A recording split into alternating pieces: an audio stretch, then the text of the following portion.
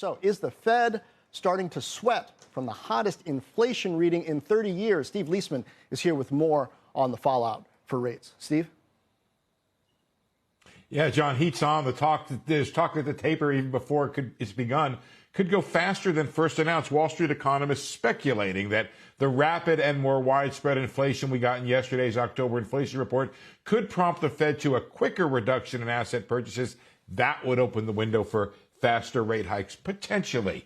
Krishna Guha from Evercore ISI says the report has to increase the likelihood that the Fed ends up accelerating its QE taper. However, we think the bar for speeding up tapering is quite high. They think December is still on at $15 billion after November. The Fed itself allowed for this possibility when it announced the $15 billion monthly reduction in the $120 billion in asset purchases this month. Said in a statement, the committee is prepared to adjust the pace of purchases if warranted by changes in the economic outlook.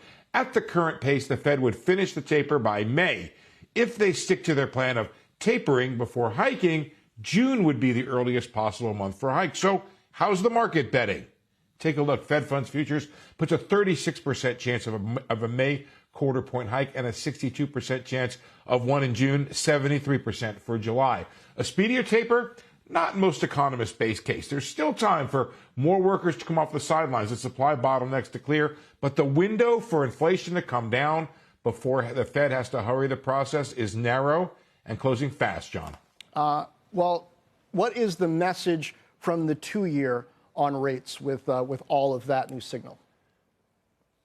Right. So we're not trading today, John. So we have like a point in time here. That 51 or 52 basis points on the 2-year is neutral as to speeding things up. If that were to go a little bit faster and go up a little bit more, that would also be an indication, John, that the market is betting on perhaps a faster taper and a quicker rate hike if that number gets up in the 55 or the 60 basis point range. So watch that, watch the Fed fund futures, and watch those tip spreads as well. All right, well, that's something we can keep an eye on. Steve, thank you.